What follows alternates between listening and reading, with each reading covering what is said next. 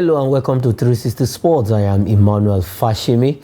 It's actually a great weekend full of actions in Nigeria, in the top 5 leagues of Europe and everywhere, also in the continent. And we will be starting from the continent precisely this morning, and we'll be starting from home in the continental engagement. It's actually not a good news for two of Nigerian clubs who are playing in the continent, that is Remo Stars and Enyimba International of Aba.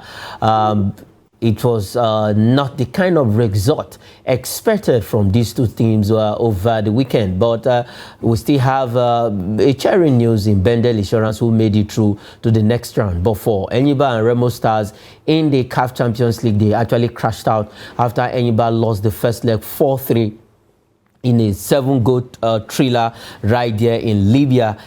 This Al Ali Benghazi is now becoming a menace to Nigerian club. And then for Remo Stars, they were beaten on penalties after they lost the first leg in Ghana 1-0, and they were able to cancel out that goal, but they couldn't add to their tally, and it went to penalty shootout. And at the end of the day, Remo Stars bow out of the tournament alongside Enyimba International of Aba, after they actually talked off that they were going to rewrite all the wrongs in the first leg. But at the end of the day, they played a very barren draw in Aba, that is the international stadium in Aba, and it was not a good one for Enyimba International. Looking at the pedigree of Enyimba, that is the people's elephant, as they are called. But at the end of the day, Al Ali Benghazi of Libya scaled through after that barren draw in Aba. And I have Isaac Omidiji from Niger State joining me on the show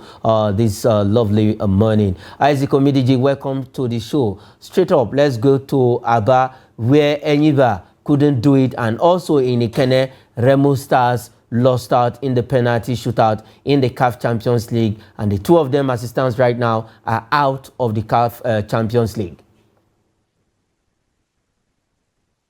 It's a sad commentary on our game, and a very sad one for the league, and very discouraging for even players and administrators in the league. Why did I say so, Emmanuel? Enyimba, if not Remo, have the experience on the continent very well. They were former champions of the CAF Champions League. Having scored 3 away goals, having lost 3-4 in Libya, I was expecting Enyimba to coast home easily. Yes, the North African side could be very difficult. They are very crafty. They play good football. They are technically and tactically better than our players. Unfortunately, Enyimba couldn't capitalize on the fact that they are playing at home. Aba has been a fortress on the continent for Enyimba. So I was surprised that they couldn't get even just a goal to qualify based on how it goes through. With a goal, Enyimba will have scaled through. But unfortunately, they couldn't do that. And you start asking questions. What were the reasons that this happened? A lot of reasons. See, we overrate and overhype our players. The fact is, there are better players on the continent, in other countries, in other leagues, than we have in Nigeria. Every season, at the end of every season, we find our best players leaving the shores of the country. They have nothing to wait for. In fact, most of our players have moved to other African countries, even Tanzania and Rwanda, just the transfer season alone. What are you talking about? We can't keep our best players because we are not doing well in terms of remuneration. We can't keep them because of the ownership structure. We are relying on state government that is finding it difficult to pay minimum wage, to be paying huge amount of money on these players. It takes a governor and a government that understands what business football is, that we invest that much in football clubs. So you are telling a state governor whose budget is so billion for civil servants to be paying almost half of that again for footballers in his club. He will look at it and say, oh no, this current time, remember this same Enyimba were owed 4 months salary, about 6 months salaries before the end of last season. This did not used to be the case in Enyimba. These are the players who want them to come and die for you. These are the players who want to get the best out of them. These are the same players who want them to remain. Don't forget John Noble left to a club in Tanzania. The club just got promotion from the lower league to the top league. And he said what he will be earning is 3 times higher than what is being paid in Enyimba. Yeah.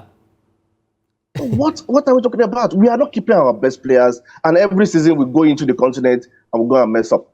Yes, every season we go into the continent and mess up. Let us not forget that Mboma also left that team. That's the highest goal scorer for Enyimba last season, and he was so instrumental in the league. He also looked for greener pastures elsewhere and left that team. It's a sad one, like you said, allowing our best players to go. We actually need to do something about this. It's not all about waiting for the government to coming.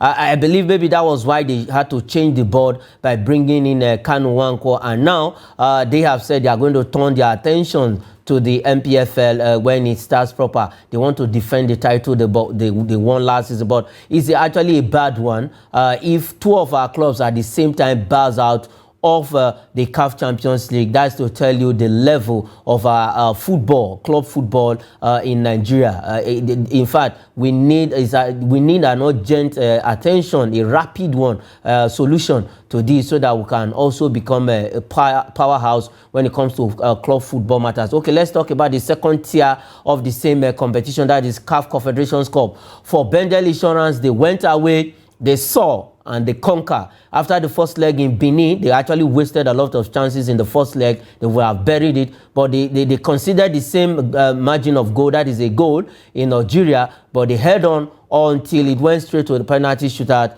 and their goalkeeper was the hero of that particular encounter. And now Bendel Insurance are through to the next round. Probably they will be playing another North African side, ROS Bakane. For Bendel Insurance, what's your take about their performance so far for their first, after how many years in the continent? Surprising, Emmanuel. Surprising is the word. Because going into the last, Bendel Insurance was the only club I didn't even get the chance of progressing. Unfortunately, they were the only one that even progressed, because I thought the 1-0 victory in Benin was sleep, playing against the champions of that country, of Tunisia, ASOCHAF. And you know that when you go to Tunisia, Morocco, Egypt, hostile fans, real hostile places.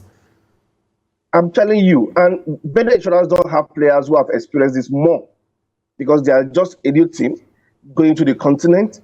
It's been a long time they experience this kind of things. So I was thinking they would not be able to cope. And I was expecting also Chief to be able to trash and trounce Bendel Insurance. Unfortunately for us, they qualified, and kudos to them. And thank God that Rivers United got a bye in this round. They will also be participating in the next round of the CAF Competitions Cup. So we still have two Nigerian club sides in the CAF Competitions Cup. Let's pray that they go far in that particular tournament. Yes, let's pray that they go far in that particular tournament. The last time any Nigerian club side graced the final of the CAF Confederations Cup was Sharks of Port Harcourt, now Rivers United. That was in 2006, though they lost the final. But this time around, let's see what the two clubs that are still remaining in the continent, what they will do. Still talking about the CAF Football Club matters. Now let's talk about the women, where Delta Queens will be facing Atletico Club of Cote d'Ivoire in the semi-final. That's the first semi-final of the CAF Women Champions League Wafu B. That is Wafu B zone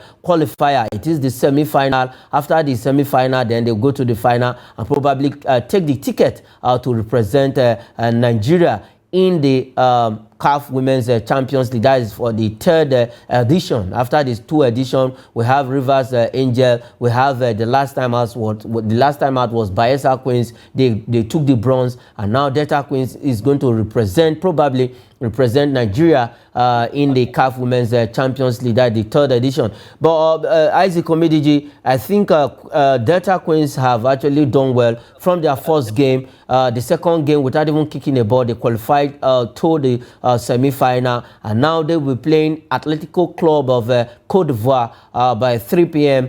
Today. That is at the Samuel Ogbemudia Stadium. Well, good ones for the girls. I'm not going to doubt them. They have proven they are meant to. They are very determined, and they have a very strong team, a very, very strong team. My only worry is just their techniques. You know, they still play as if they didn't have the basis in football, the basis knowledge of football. But in terms of the passion, the strength, the willingness, that will take them far. And I don't see Club Atletico giving them a problem. For Ivory Coast, I don't see them giving a problem. I see that Taco is going far, representing Nigeria, and this zone will be in the Champions League proper that will be hosted later this year. Okay, for Delta Queens, we hope and we pray they get the maximum win when they come up against Club Atletico of Cote d'Ivoire, right there at the Samuel Ogbomedia Stadium, where hostilities is going on. Now let's move over to Europe and talk some cherry news about Nigerian players plying their trade abroad in the various leagues in Europe. Now we will going straight to the Italian Serie A, where Victor Osimhen, a man that cannot stop scoring goals, have actually scored his 100th career goal. That is for club, 100 career goal for Victor Osimhen, and that came against Sassuolo over the weekend. And for Victor Osimhen, it's actually a good news for him. This is a man, when he got to Napoli in his first season, he actually struggled, and after then, it has been boom for him. Isaac Omidije, Victor Osimhen scoring 100 career goal. It's just like saying Harry Kane scored a goal. That would not be surprising. That would not be news. It's normal with Osimhen now. Osimhen is synonymous to goal scoring, and it's synonymous to breaking more records. I see a young guy who is passionate, a young guy who is good, a young guy who is calm, a young guy who wants to break records. And I must tell you that he did the right thing by staying put at Napoli and not allowing the pressure of the numerous transfer gist coming in to take him off. Remember that of the Saudi league that came, the money was, oh my God, was mouth-watering. Was outrageous. I'm telling you, that money was mouth-watering. At the point I was saying, Osimhen, please go. Even if for just one season, go and come back and make that money. But hey, this guy stayed put at Napoli, and the fans loved him so much. So much. In fact, there were flags of his pictures in the stadium in that particular game. His name was being chanted. And probably after Maradona, probably Napoli will see another icon that they can remember for a long time, like Osimhen, if he can continue banging in goals the way he's doing. I see him scoring more than 20-25 goals again this season for Napoli. Yes, he has actually broke record. He broke Obafemi Martin's record. He broke Kanu Nwankwo record in the Italian Serie A, and that is the man Victor Osimhen after that goal against Sassuolo over the weekend, scoring 100 career club goal. At what age is he scoring that number of goals? Okay, let's have the table of the Italian Serie A. Let's see how they are standing after the matches over the weekend. We have a similar topic, the table after 2 games with 6 points. Napoli also with 2 games and 6 points, winning 2 of their games, but on goal difference 5-4. Then we have surprisingly Hellas Verona for now on the 3rd position with 6 points, also with goal difference separating the top 3. And then we have Fiorentina with 2 games and 4 points. Juventus after that match yesterday, they actually got the better side, and Paul Pogba played his first full 90 minutes for Juve since he joined them from Manchester United. And then they are also on 4 points, standing on the 5th position. We have Lecce on 4 points, standing on 6th position. Inter Milan with 3 points after 1 game. They have a game in hand. We have Atlanta with 2 games and 3 points. We have Monza on the 9th position, and then we have Frosinone on the 10th position. Let's have the second side of the table. We have Genoa who are occupying the 11th position. We have Salernitana with 1 point on the 12th position. We have Cagliari on the 13th position with 1 point. Roma on 14th position with 1 point after 2 games they actually lost. We have Bologna on 1 point on the 15th position. We have Torino 16th position with 1 point. Udinese, Lazio, Empoli, and Sassuolo. All of these 4 clubs have no point at all, on 0 point. And for let's have the other side. Let's have the first side of it, the first side of the table. And for Victor Osimhen, scoring 100 career club goal, and they are occupying the 2nd position. Isaac Omidije, before we leave Victor Osimhen and Italian Serie A, with the way the team is built and the coming in of a new coach, do you think Napoli can defend the title they won last season and also maybe play in the Champions League final? What are your signs that you see in this team? Well, it's still early to say they will win the league again. Probably they might still qualify for the Champions League because I know the Milan clubs and Juventus will be trying to see how they can reclaim their title. I call it their title because they've won it more between themselves than even Napoli. But my major worry is the change of manager. Spalletti has gone on sabbatical, according to what he said, and he has been a great guy with that team. The players know him very well. You know the players very well. You know the way he utilized them last season to get the maximum victory they deserved, and they got it. But wait, this the new coach is in and is also there to prove a point. So let's see how he can prove a point. But pressure will definitely be on him because they are the champions and they are defending that title. So they must do everything possible. But they should take each game at a time and not think it is going to be easy like it was last season. Last season was also not easy, but this season will be more difficult. Yes, this season will be more difficult, and for Spalletti, within a few, maybe very soon, he will be named as the Italian coach, replacing Roberto Mancini, who has found his way in the Saudi Arabia league, where in Saudi Arabia, where he will become, where he has signed to become the coach of the Saudi Arabia national team. And you know, when you go to that region, you are bound to have a lot of money. Okay, let's leave the Italian Serie A. Let's talk about the most glamorous league in the world, as they are called, the most hyped league and the most lucrative league. Everybody watches the EPL, that is the English Premier League. Over the weekend, Nigerians also did well. I'm particularly happy for Taiwo Awoniyi after he scored against Manchester United. He also broke record, becoming scoring 9 goals in 7 games in the English Premier League, joining the likes of Mo Salah, Sadio Mane in that record. But at the end of the day, they lost that encounter at Old Trafford to Manchester United. It ended 3-2.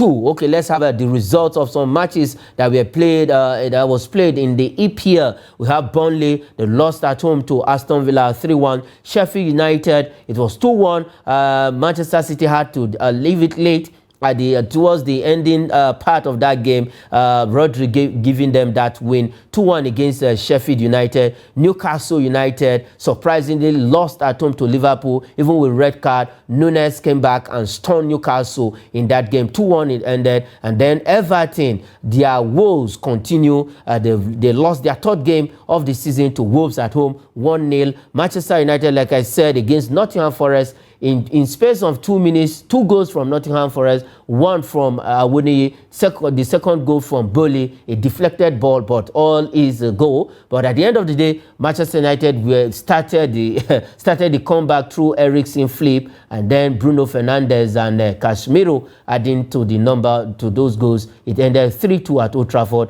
And then Brighton, a team that has been brightening ever since they came to the EPL, and since last 2 seasons, Brighton has been brightening everybody. But this time around, West Ham United actually went with their hammer and hammered them at home. 3-1 it ended. It was like a schoolball, primary school and secondary school playing game, if you actually watch that game. Okay, let's have the table before Isaac will react to this result and then the way the standings are in the English Premier League.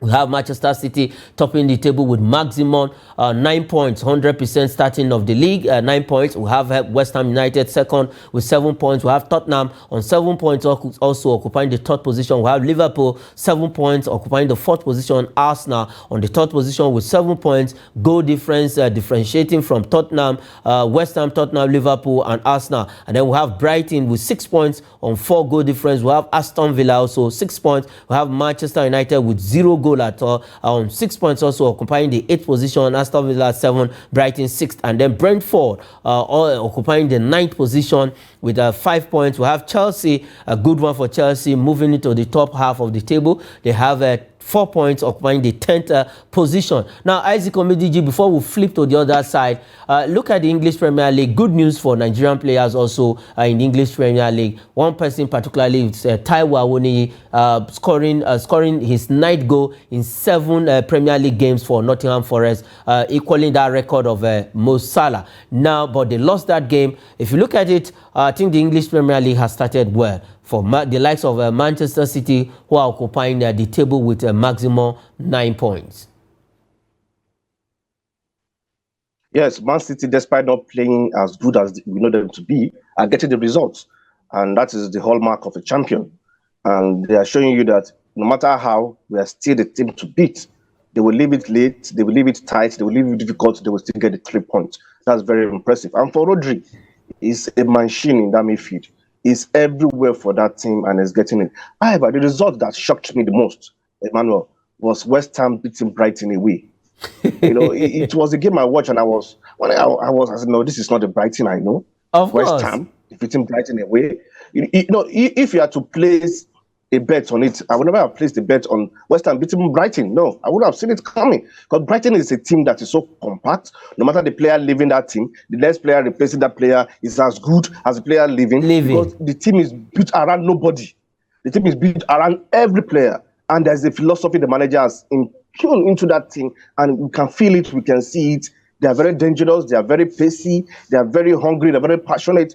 Unfortunately, all this couldn't show against West Ham. Probably West Ham got the 3 maximum points with 3-1 in that match. And for Taiwo Awoniyi, he has continued from where he stopped last season. And I'm very impressed for him, very happy for him. He's a guy that when he came from, the Bundesliga, I remember he was a former Liverpool player. He was not given the chance, or he didn't get the chance to prove himself at the Anfield.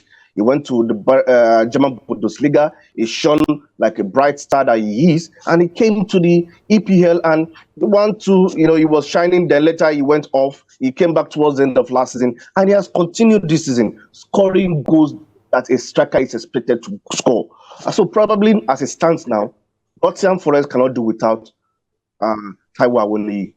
Yes, Nottingham Forest cannot do without Taiwo Awoniyi. That's the good news for the Super Eagles, because I always want Taiwo Awoniyi to be in the Super Eagles squad. I think his time has come to play alongside Victor Osimhen. If we have the two of them up front, I can tell you they can take on any defense when we go to the Nations Cup, or maybe during the qualifiers. And it's a good one for our players who are playing their trade, in Europe, and good one for Taiwo Awoniyi. He should keep scoring. We'll support him. We'll back him up. Like the same for Victor Osimhen in Italy. He should keep scoring, and every other Nigerian player out there in the German Bundesliga, we have Boniface. A lot of them doing well for their various clubs in Europe. Okay, let's leave the EPL and go straight to La Liga. Over the weekend, matches also went down in La Liga. We have some good results, and one player also who is also showing good signs in La Liga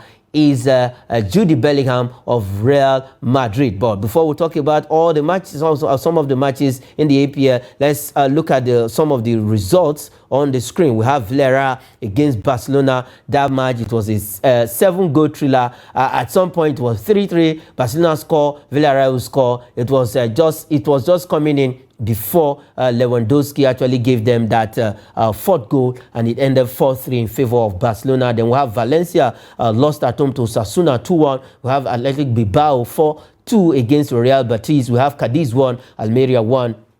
We have Granada 3 and Mallorca 2, and then we have Sevilla. Their woes also continues 2-1. It ended in favor of Girona at Sevilla. Pizjuan, as the stadium is called, Ramos Pizjuan, Sanchez Pizjuan Stadium, 2-1. It ended in favor of Girona. Sevilla, I think this time around, they might not escape the relegation if they continue like this. But let's have the table quickly. Let's have the first half of the table. We have Real Madrid sitting comfortably at the top with 9 points after 3 games with 5-goal difference. We have Girona second, 7 points. We have Barcelona third with after 3 games, 7 points. We have Rayo Vallecano 6 points on 4th position. We have Athletic Bilbao, the Athletic Club, on 6 points, occupying the 5th position. We have Valencia 6 points, occupying the 6th position. We have Osasuna with 6 points, also occupying the 7th position. We have Atletico Madrid with a game in hand, having 4 points on 8th position. We have Real Betis on 9th position with 4 points, and then we have Cadiz. This is a team that actually struggled last season to escape relegation, but now they have 4 points, occupying the last spots of the half of the table. Now, Isaac Omidiji, good one for Real Madrid. They are sitting at the top of the table, and one man after 3 games, he has 4 goals with 3 assists. That is Jude Bellingham. I think this guy has hit the ground running in La Liga. Eating the ground running is even an understatement. That would not describe how efficient, prolific, and effective he has been for Real Madrid. This guy came from German Bundesliga. He has been touted to be one of the brightest stars in English football, and he has gone to Spanish football to prove it.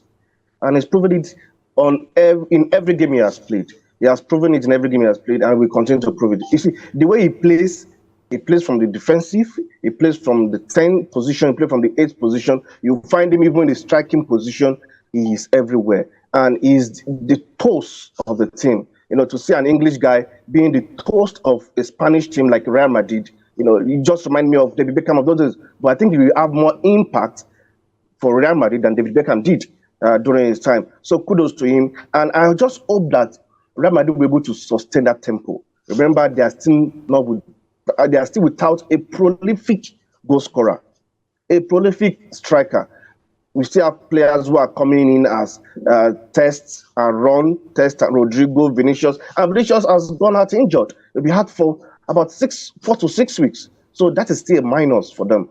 They are struggling to score goals, to be sincere. And, you know, they just need to fix that aspect. But Carlo Ancelotti said their transfer is over already. So let's see how they will rely and get more goals, because they need to score more goals as the season progresses. The season is still very early. And, you know, Barcelona, Real Madrid, it's a game of who is chasing who and who will catch up with who.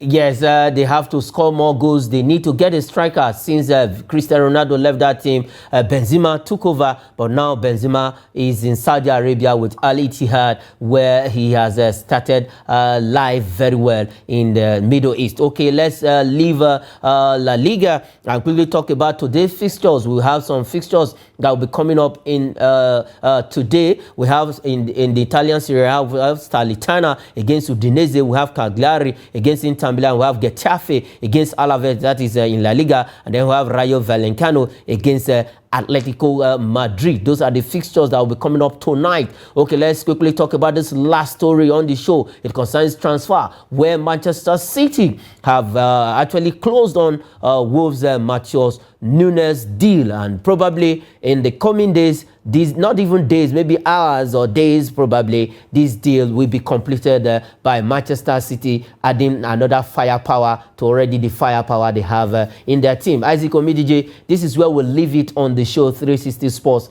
Thanks for doing justice to all of the topics on the show this lovely Monday morning.